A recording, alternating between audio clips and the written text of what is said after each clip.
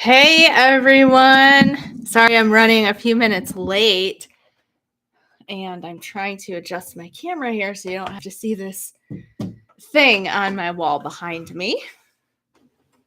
So let me know if you can see me and hear me, if everything's clear.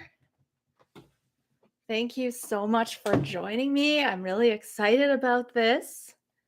How's everybody doing?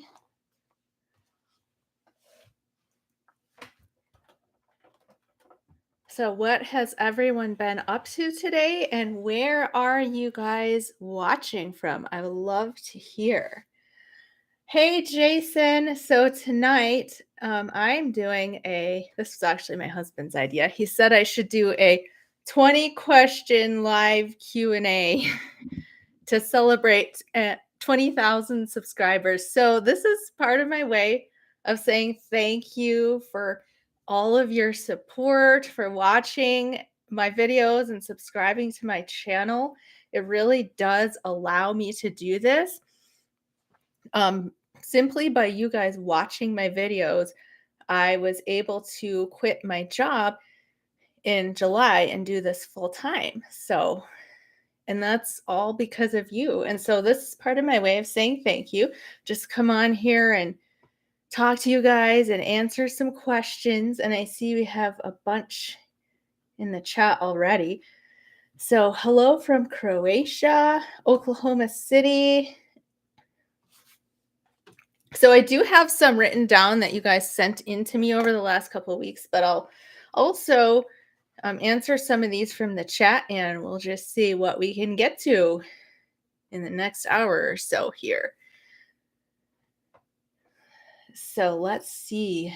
I see Brendan Wilson left a few questions, so maybe I'll start with a couple of those.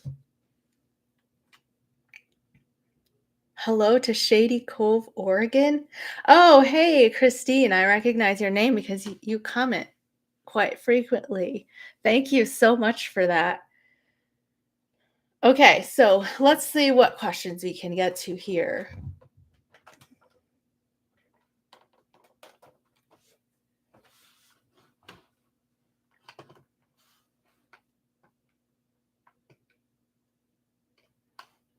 Brendan asks, what's your favorite way to receive and inquire revelation and spiritual experiences? This is my cat, Kratos. She likes to join me when I'm live. So this is a good question, and just keep in mind that this is going to be different for different people. So this is just what works for me, and I actually think like a lot of the people I talk to and interview have much more of an ability in this way than I do, or have a lot more spiritual gifts than I do. But what works for me sorry, I lost the question, receive revelation and spiritual experiences, what works the best for me is right before I fall asleep to communicate my question or whatever it is that I want to either, get an answer on or have an experience, to communicate what that is and ask for that, and then become very mindful as I'm falling asleep. I've sort of made it a practice to stay aware as I'm falling into that sleep-like state. So your brain waves change as you're falling asleep. So when you're awake, you're either in beta when you're really alert, or alpha when you're more relaxed. As you're falling asleep, you go into theta brainwaves, and then when you sleep, you go into delta. So when you're in theta brainwaves, you can still be aware of what's going on around you and within you, but extremely, extremely relaxed. So I've developed somewhat of an ability, and this took me a couple of years, honestly, of doing Joe Dispenza's meditations, of staying really aware when I'm in theta brainwaves. And that's when I can receive information really easily. And that's where I can get downloads of information and answers to questions that I've asked, or I've even been able to communicate with people who have passed on at times if they're willing.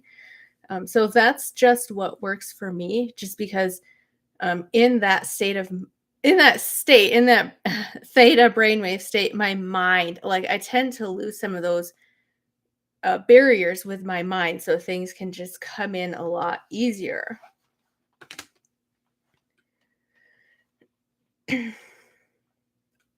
Brandon also asks, do you think that someday tons of small communities of love could someday come together and create pockets of heaven here on earth?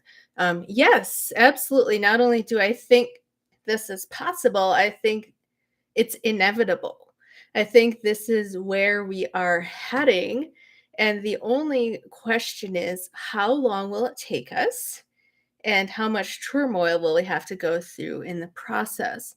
So, the quicker we can realize as a collective that we need to come together in unity and love for one another, not only that we can do this, well, yeah, not only that we can do this, but that we have to do this, that it is possible to create that vision. Because I think a lot of people, myself included for many years, just don't believe that this is even possible, that there's always going to be evil in the world.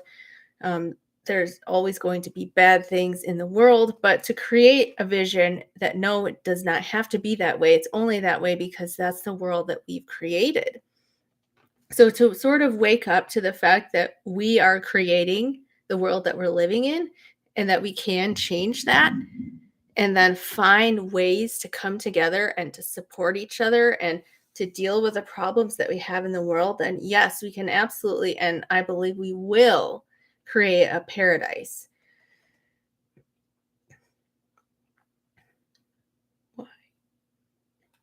Okay, let's see what else we have here.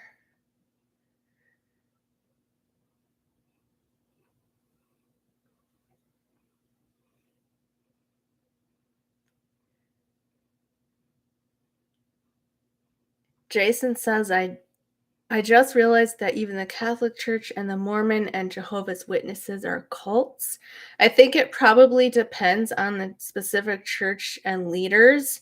I don't personally have any experience going to a Mormon or Jehovah's Witness church, but I personally know Jehovah's Witnesses and Catholics that are very happy within those faiths. So I think it probably just depends. Can they be cults? Yes, absolutely. I would say the church I was raised in was probably a cult, and that was Reformed Baptist Christianity. But I wouldn't put all of them under the same brush personally.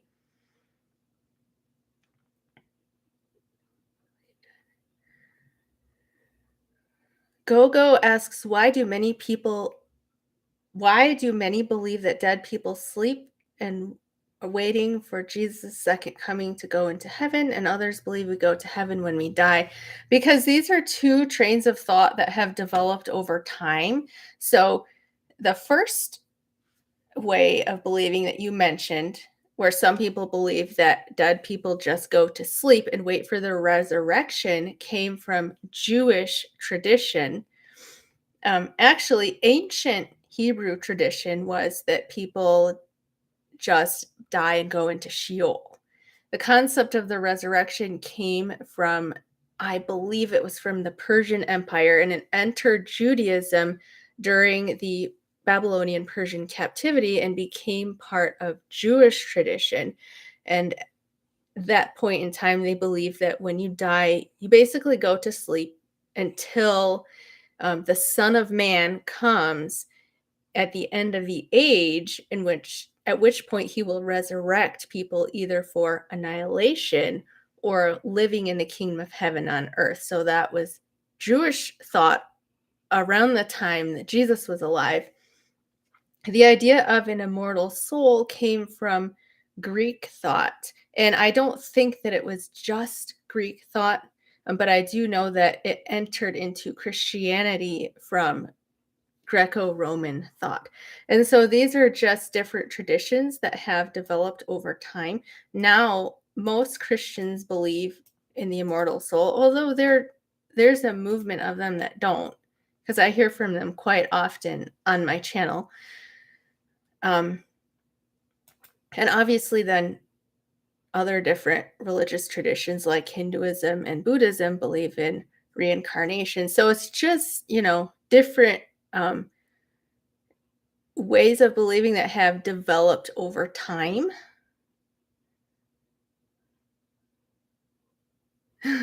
Hey, Ashley, I recognize you. Of course, now I can't. I know I recognize you from YouTube, but possibly also Facebook. So I'm really happy to have you here. All right, so let me look at the questions that you guys sent in earlier. Oh, they're on my phone. Let me pull them up here. Okay, I thought this was a really interesting question. And I didn't get the name on this one, but based on somebody asked, what do you think happens when we go to the light? So they're getting this from near-death experience accounts when people die and go to the light. And I can tell you first, based on the near-death experience stories that I've read, this is just my opinion. I can't speak for any of them. It seems that people can choose to go to the light and to stay there for as long as they want to. Now, it seems to me to be a smaller percentage of them that actually enter into the light and experience, like going into the heart of the light. Most people see it but don't actually enter in, at least from the stories that I've read. And the people who do enter and experience the light will describe it as excruciating ecstasy and bliss, to the point where they can only handle so much of it. Like the volume keeps getting turned up and up and up until they feel like they're going to explode. And this is also my memory of being in the light, that it is bliss to the point where you almost can't handle it. And so this is my suspicion that that is the experience of being in union with God, complete union with God, or with the all that is, that source of creation. Like, sorry, my cat is shaking my desk.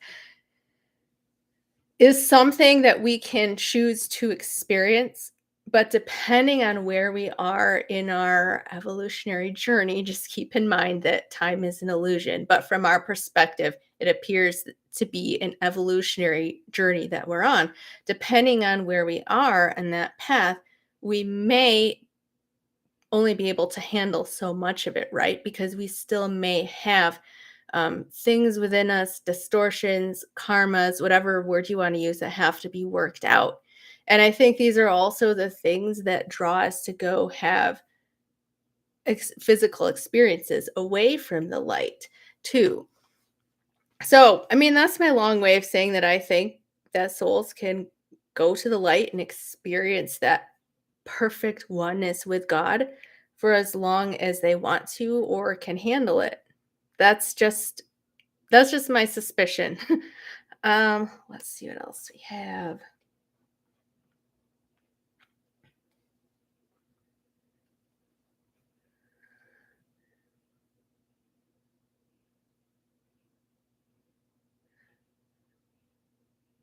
Tomaz, I'm so sorry, I'm probably butchering your name, but Tomaz Nemec says, do you think all religions are equal, or is there a religion that is closer to the truth than others? Christianity looks really good as far as the image of God is concerned. The Christian God is our Father, and we are his children.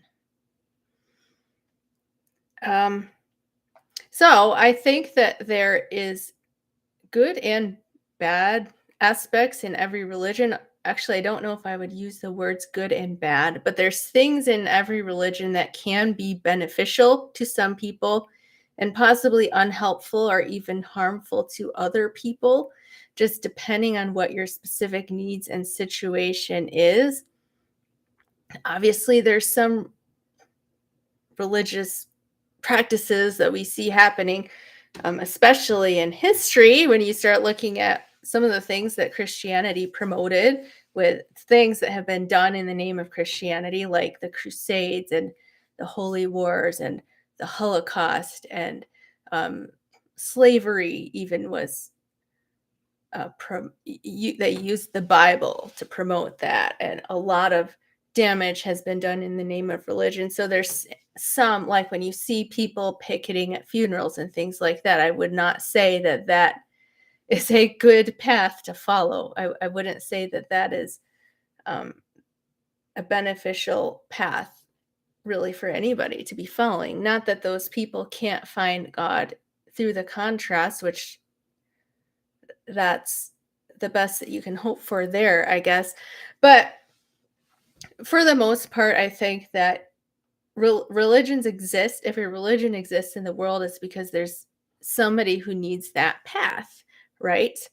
Um, I don't, I mean, I personally love different aspects of different religions. I love Christianity because of the revelation of Jesus Christ, which ironically seems to be what Christianity has gotten away from over the last couple of centuries.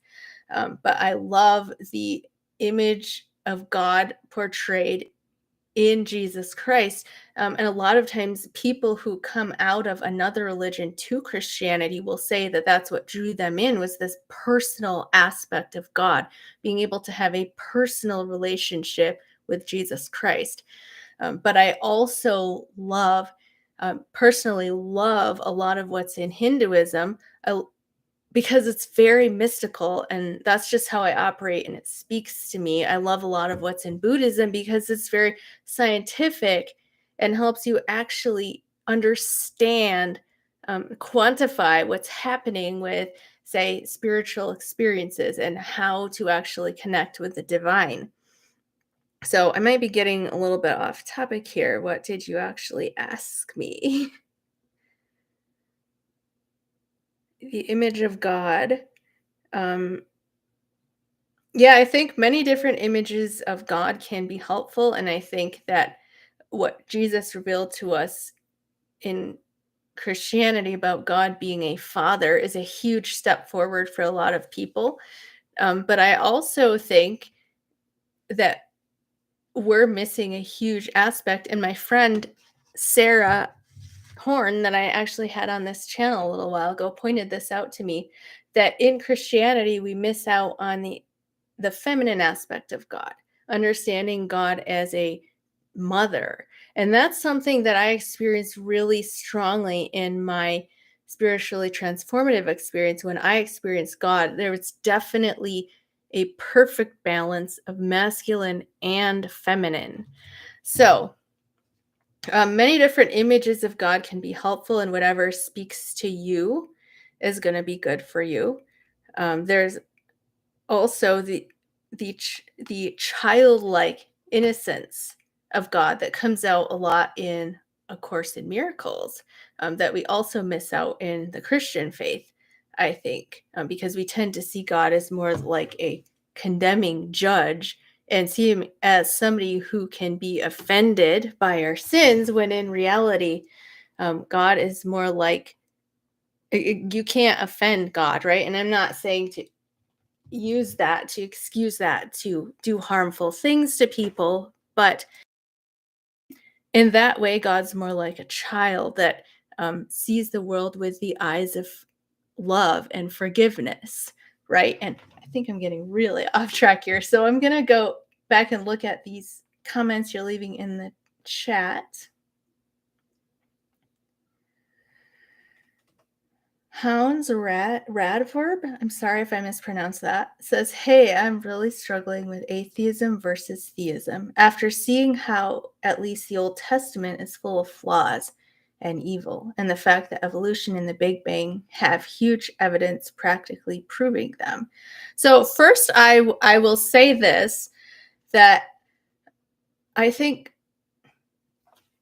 God, or the divine, or whatever word you want to use, cares a lot less about what our beliefs are than about how we interact with people. And I do not think that God is judging somebody because they're struggling with their belief or they don't believe that God exists.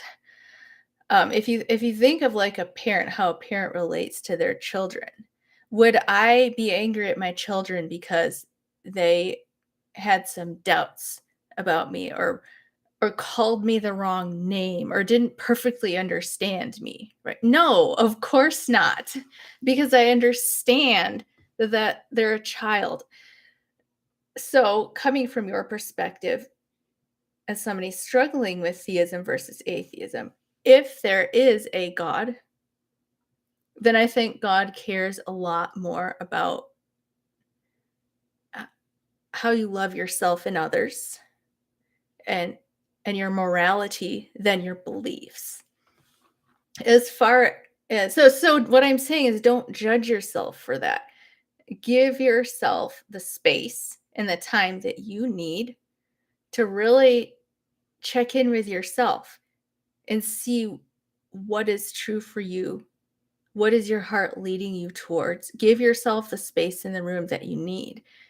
Even, I obviously do believe in a divine being, but as somebody who deconstructed from my childhood faith, it's an ongoing process.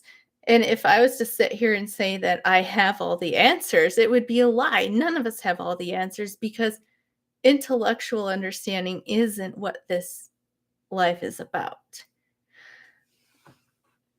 As to your comment about evolution, I personally don't think that evolution is at odds with the existence of a God or a divine source.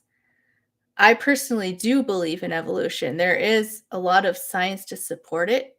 I don't hold to the 6-day creation, new earth creation, or whatever it is that some people use the Bible to promote.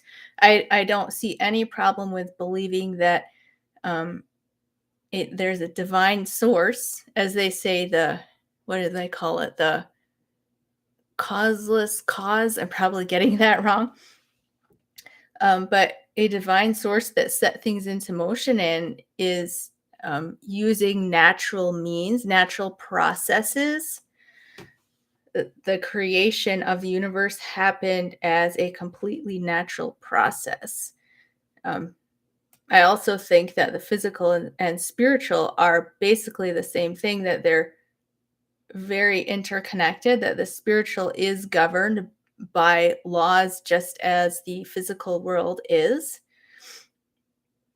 But we just haven't developed the science to fully understand that yet.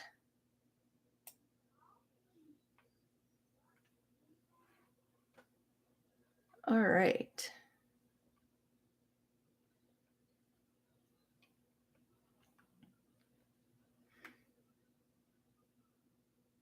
Carly C says, I don't believe in an eternal hell, but sometimes the fear of it creeps back in and it's difficult to ignore. How would you deal with that feeling? Also, what are your thoughts on heaven?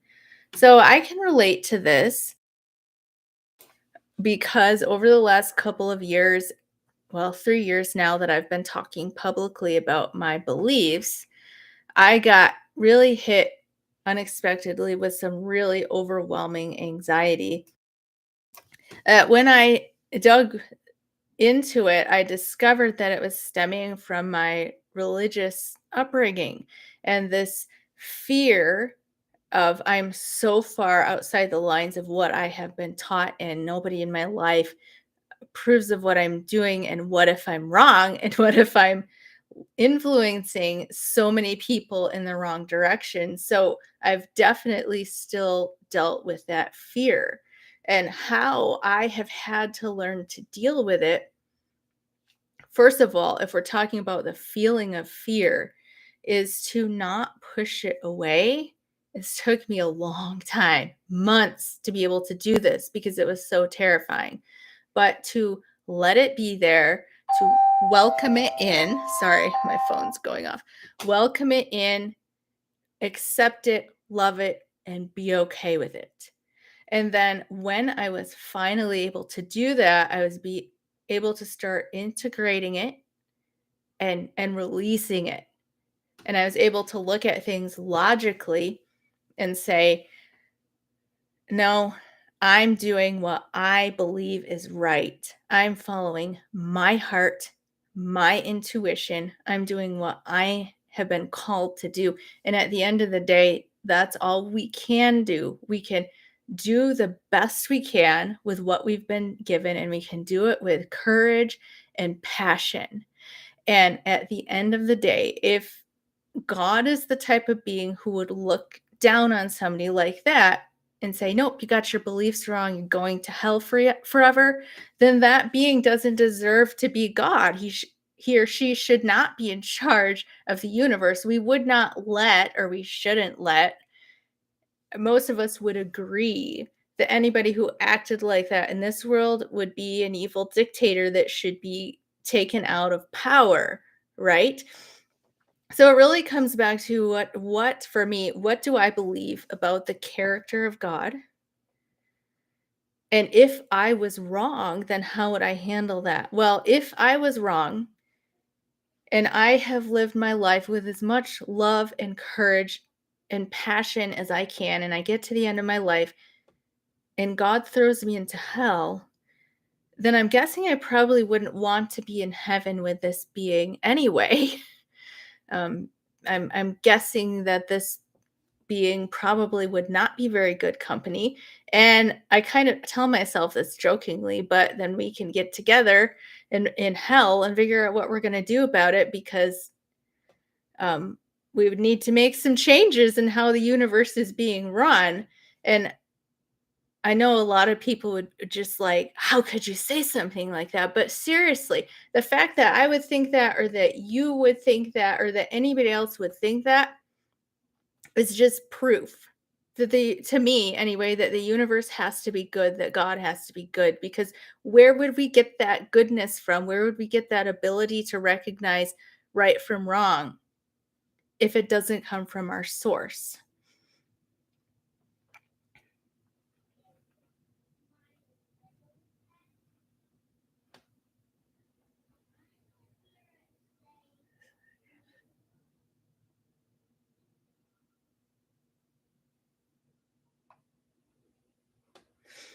All right.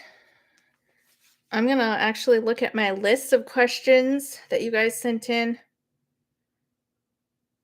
Oh, this is a great question.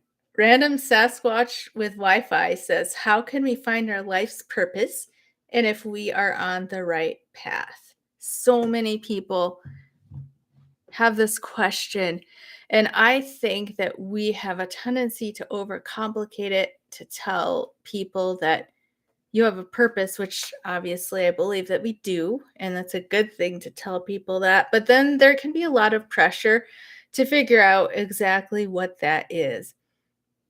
And I personally think that it's really simple. In a sense, I think we all have the same basic purpose, which is to love the person we're with, to express love in whatever way we can in every moment that presents itself. And if we follow that, then our life path will open up before us. This has been my experience. When you can learn to just love every moment, love every person, love every interaction, love every situation. Yes, it can be extremely challenging, and I'm nowhere near perfect with it. But when you can make that your practice to love everything, then your purpose unfolds, because your purpose is love. And when you do that, something within you opens up so that you begin attracting the things into your life that are supposed to be there. That's been my experience, and it makes sense to me. And it also makes things really, really simple. Not always easy, but definitely simple. A lot more simple than we can make it sometimes.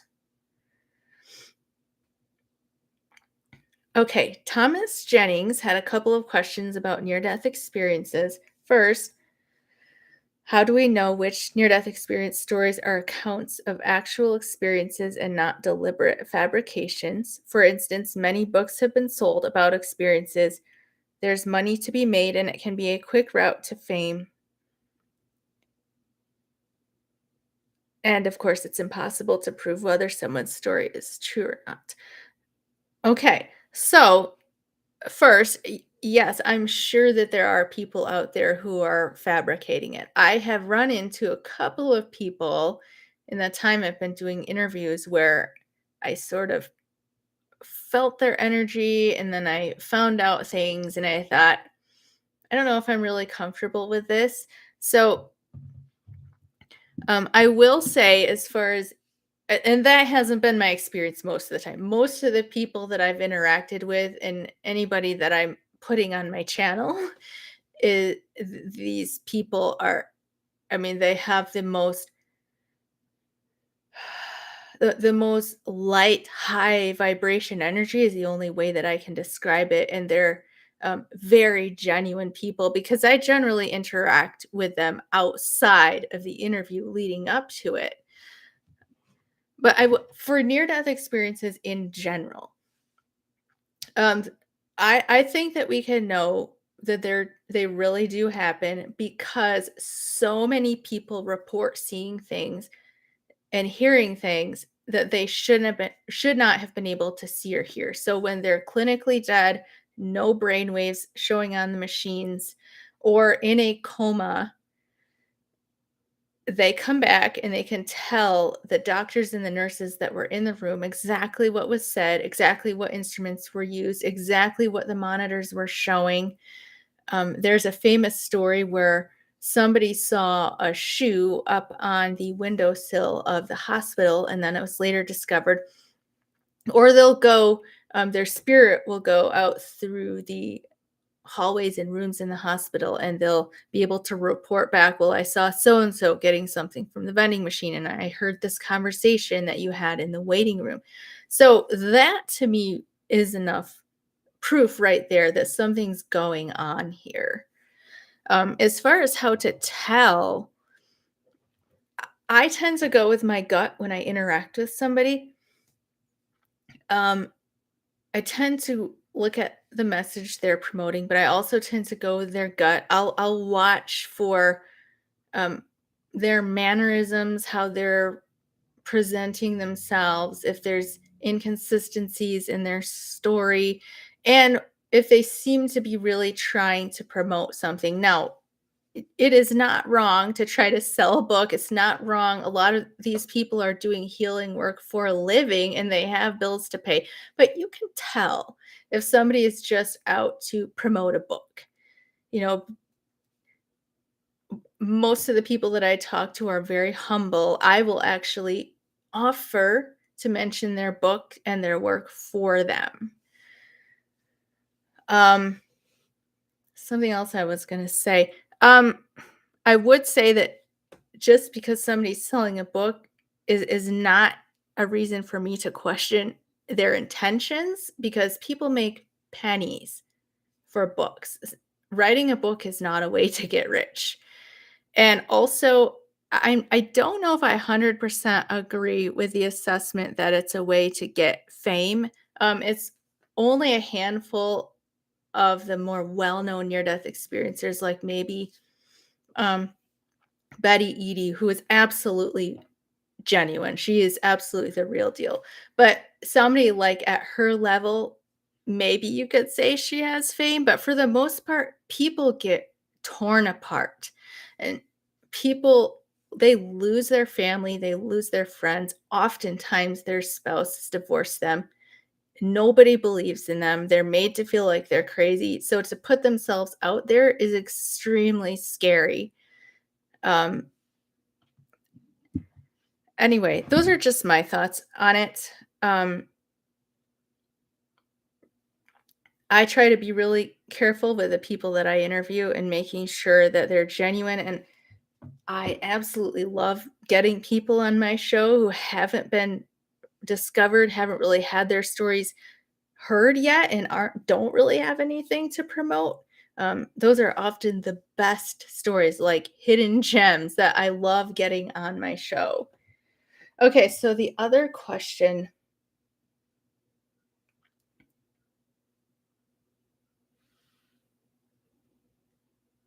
how can we discount a non-spiritual scientific answer to why near-death experiences occur? I know that no theory offered thus far makes sense, but that doesn't mean there can't be one.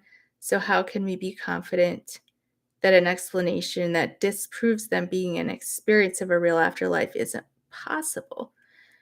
Well, I guess my response to that would be, why does spiritual have to be non-scientific? Did I say that right? Why couldn't it be both? There probably is a scientific answer that explains how and why they happen, because science can include both the physical and the metaphysical, which really I think are the same thing. Metaphysical, or what we would call spiritual, is just um, energy in high enough vibration that we don't quantify it. We haven't quantified it with science yet. That seems to be what I've picked up from near-death experience accounts. And like I said, people see things all the time that they shouldn't be able to see. Another thing I can say, and this is not proof, this is just my personal experience that most near-death experiencers will echo, that when you have a spiritual experience like this, it is it is so much more real than the physical, that it is like waking up from a dream. So, if you're going to say that one of these experiences isn't real, then it would be this life that was not real compared to what I experienced in my out of body experience. Um, but again, that's just my subjective experience talking. All right.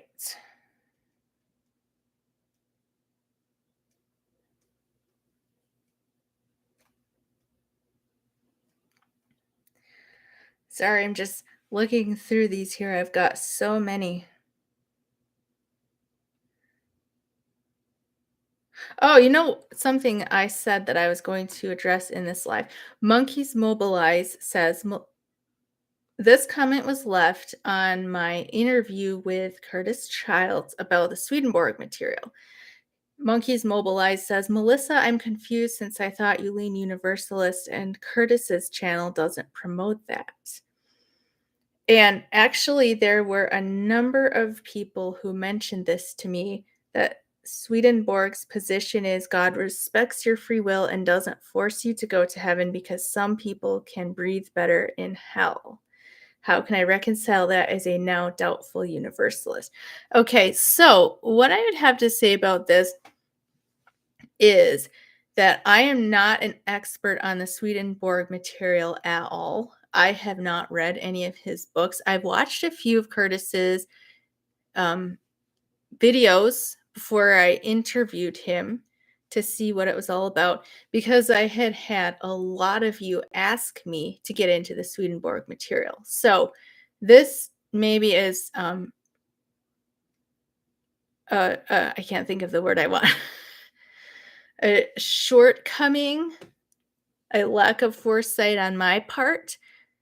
I did not realize that Swedenborg believed that some people would be in hell forever, because of my interactions with Swedenborg, or my interactions with Curtis Child, and I cannot speak for him.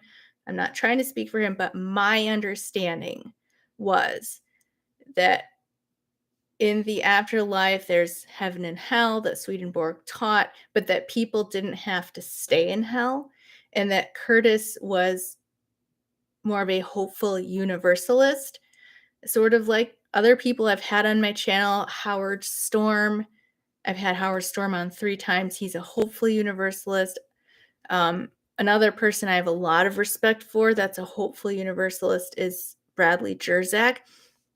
So I don't have a problem with people holding that position. I definitely would not want to promote eternal hell, like where God is sending people to eternal hell, never to get out on my channel. I didn't mean to promote that. I don't know. I haven't read Swedenborg's books. I'm not familiar enough with the information. All I know really is what I talked about with Curtis. And he seemed to present himself as a hopeful universalist to me because the way that he described hell was that it was designed to make people as comfortable as possible in the sense that it's not torment or torture, while also encouraging them to correct themselves, right? So that's what I got out of it. And I'm fine with that. But I just wanted, I'm not trying to speak for Swedenborg or Curtis. I absolutely love Curtis. I would have him on again. I loved my conversations with him. But I just wanted to clarify my position with you guys that I was not trying to promote eternal hell. I am still a universalist. So thank you for those of you who brought that up.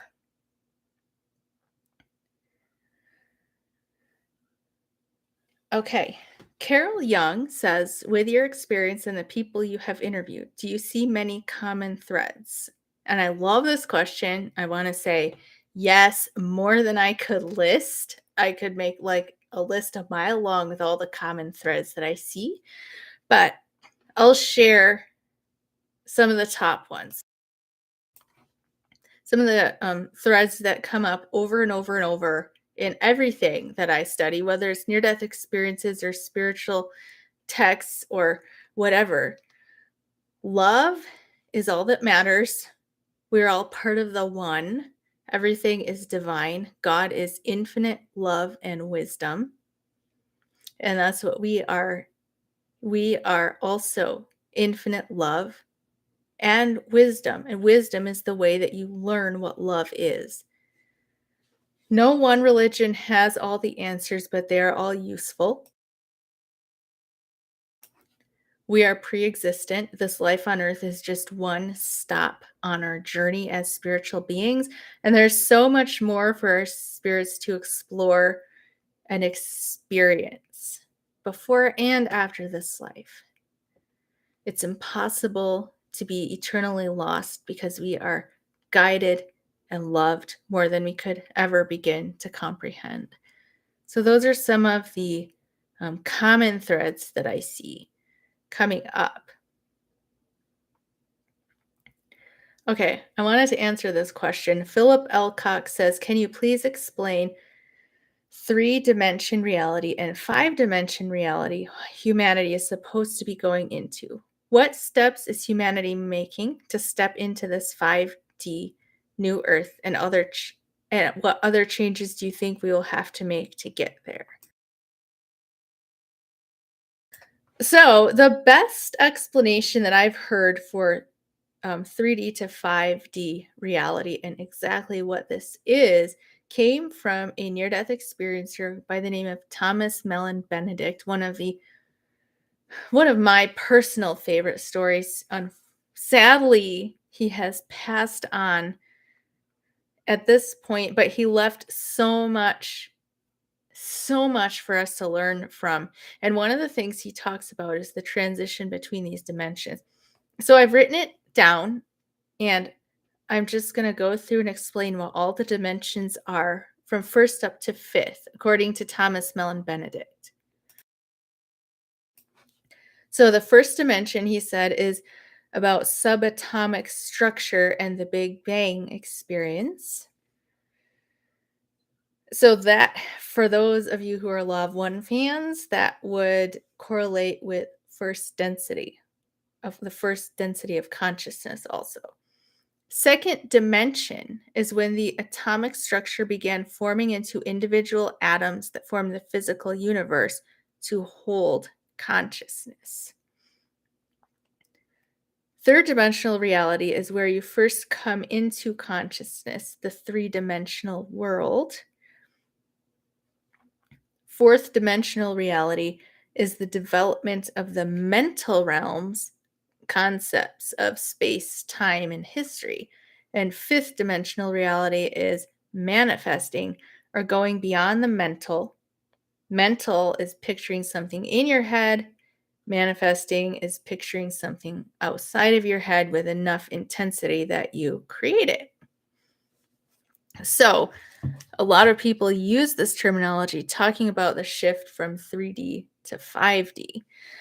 But Thomas Mellon Benedict says we're actually in 4D and have been for a long time. So, fourth dimensional reality would be like, looks okay. So, third dimensional reality is just purely this physical flesh and blood reality, right? If I want to walk through this wall, I have to open the door because I'm going to run into the wall, right? It's solid matter.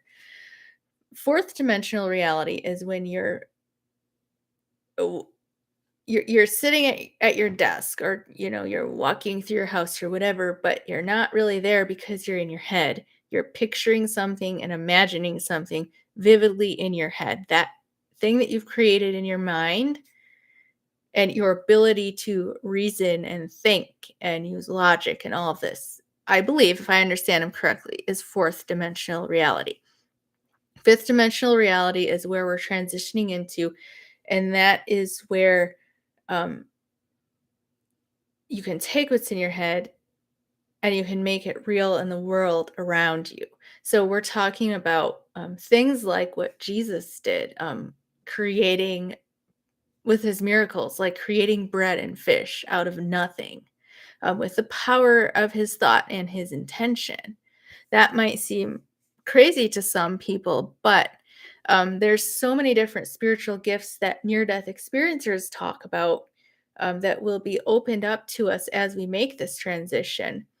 One of the reasons why we don't have access to these things now, and why the universe is sort of designed this way that you only have access to these things once you reach a certain level of spiritual development, is because if we did, it would not be a good thing, right? Because the corrupt powers of the world would use these things to cause more corruption. But as we begin to awaken, and the thing is that in order to access these things, we have to move into our heart center.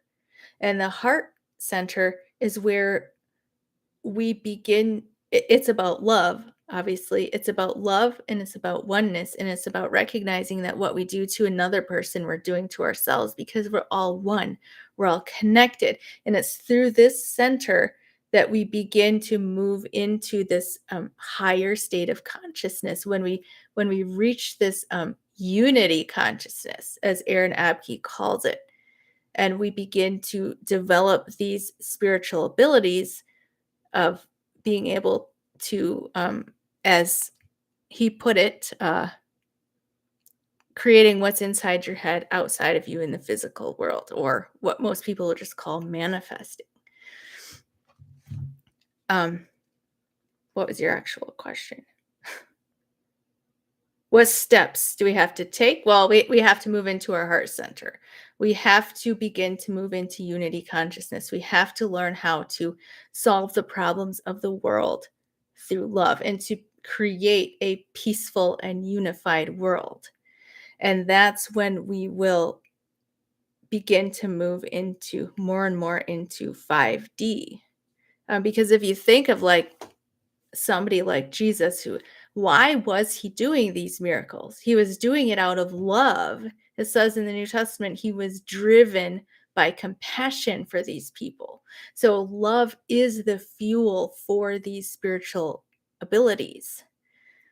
He was doing it to heal people and to feed people, not just to manifest and get whatever he wanted to make his life amazing or whatever. Okay. So yeah, steps to take to move into 5D. The biggest one is developing empathy, realizing that every other person is having the exact same experience of I as I am. They are just as much me as I am, and therefore their feelings and experiences are just as valid as mine. And that's where we begin to progress. Okay, I've completely lost track of how many questions I have answered. But I'm going to do a few more just to make sure that I hit 20. So I'll go through the chat here for a minute.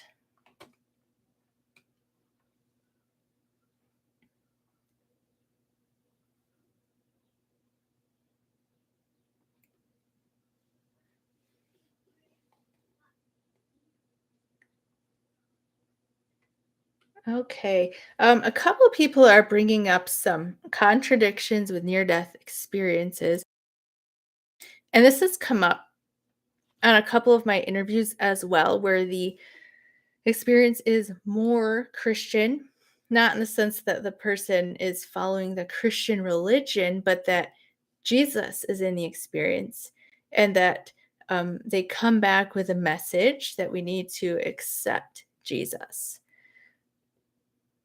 And although these people are usually very clear to clarify that they're not talking when they say accept Jesus about you have to become a Christian, but really what Jesus wants us to do is to love each other. This can still cause some confusion. So I just would like to talk about this for a moment. I'm sure there probably are some experiencers out there that are very, very Christian. I have not seen it. I think maybe I've run across a couple, and this situation surrounding the experience really caused me to doubt its authenticity. I'm sure there are probably some out there, but I I'm guessing it's probably a really, really small percentage. For the most part, and specifically with people that I have on my channel, there may be some that talk about it a little bit more from a Christian perspective because they may see Jesus and they may be shown the importance of, well, we need to accept Christ, we need to accept the Son of God, and we need to love each other. I personally don't have a problem with that. I don't think that that's pushing religion at all, because I do think that Jesus plays a very important role in our salvation, would be the Christian word, but spiritual evolution. I think that you can accept Christ in a different way than sort of what we've had been taught by religion. So normally when people hear accept Christ, they're thinking, well, that means you have to accept, all the Nicene Creed and all the doctrine and everything that goes along with the Christian religion. I've never seen that pushed by a near-death experience. Typically, when they say accept Christ, they're talking about love God, love Christ, do what Christ wanted us to do, which is to love each other, right? Um, and I thought I might address that today because I do have another interview that I'm going to post. It's actually one I'm really excited about, where it is, the guy in his experience saw Jesus. And now, because he saw Jesus, he's extremely passionate about promoting Jesus's message, but it's not in a religious way. He doesn't believe that only Christians are going to heaven. So I think that's something just to keep in mind, is that um, some experiences are going to be more Christian, some are going to be more Hindu, some are going to be more whatever, but we're looking at the underlying message. Very rarely, if ever, are they actually pushing um, a religious message like you're a sinner, you're going to hell, you have to accept Christ in order to go to heaven. No, it's generally, the message is a lot more inclusive. It's a lot more about love. It's about love your neighbor, accept my love for you, follow me and do what I ask, which is to love your neighbor as yourself. So hopefully that's helpful. I know that it can be confusing for some people, but look at, like, my suggestion, I guess, would be look at the underlying message. Regardless of what spiritual figure is seen in the near-death experience, what message is that spiritual figure promoting? Usually it's one about love.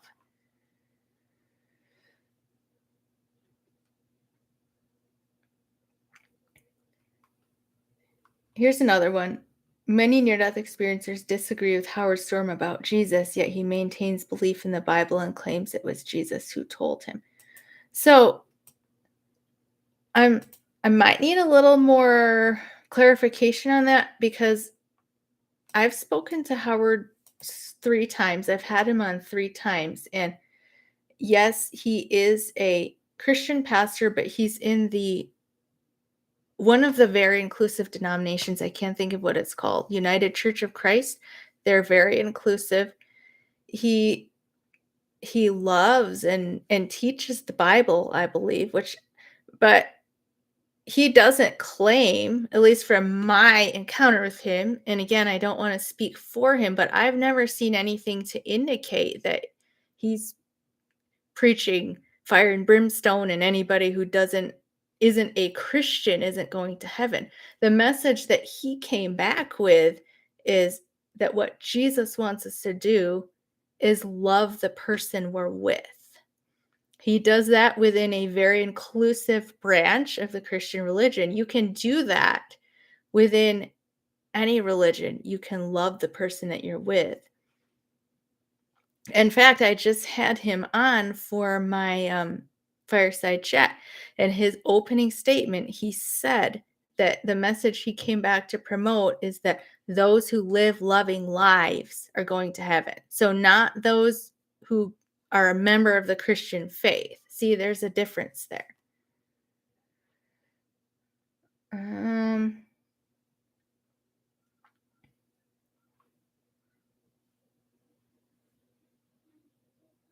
all right, I will pick a couple more, and then I probably should go get my kids some dinner.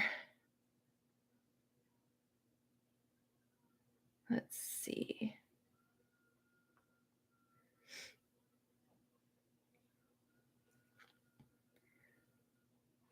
How do we have an individual identity if reincarnation is true? That's a question that could take a lot, probably deserves a lot more time than I have. I can just briefly state, based on my own experience, when I had my out of body experience, my consciousness expanded to the point where I felt that I encompassed everything, and I was still me, and yet I encompassed everything at the same time. So I don't think that those two things are at odds with each other. I think that I don't really like the word identity, but we can be an individual consciousness and part of the one consciousness at the same time. And my personal belief, I know there's some people who teach that we will ultimately merge back with God and completely lose ourselves. That is not my belief. I do not believe that. I think that we will always have the choice to merge with the light and maybe go offline and take a break and then come back to ourselves, sort of maybe like we do when we go to sleep at night. Temporarily, we lose consciousness and then we come back.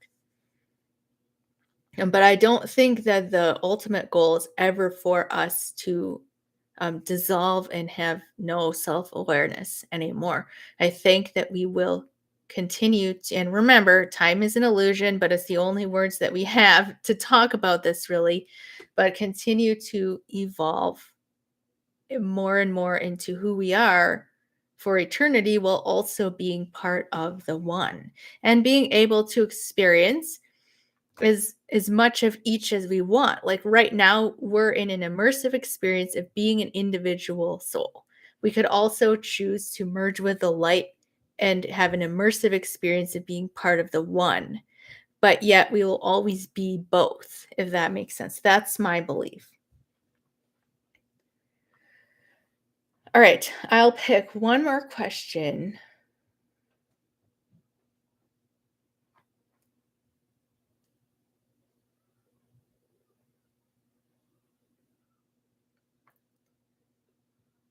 Um,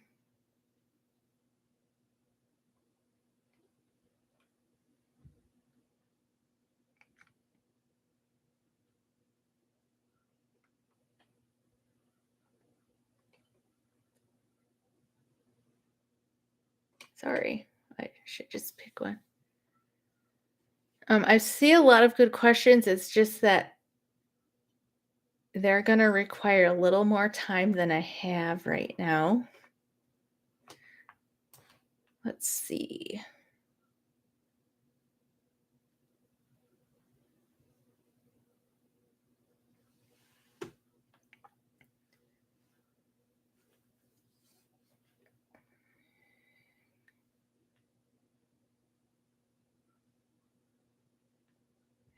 Um, there- And a lot of this is conversation too. I'm sorry, guys. This is taking me a minute. Well, okay, Kenny, I can answer this question. What was it like to be out of your body? Well, first, I want to say, um, I want to preface this by saying that if you are here, there's a reason that you are here. I do not actively try to get out of my body. I don't want to encourage anybody to devalue the life experience that they're having now.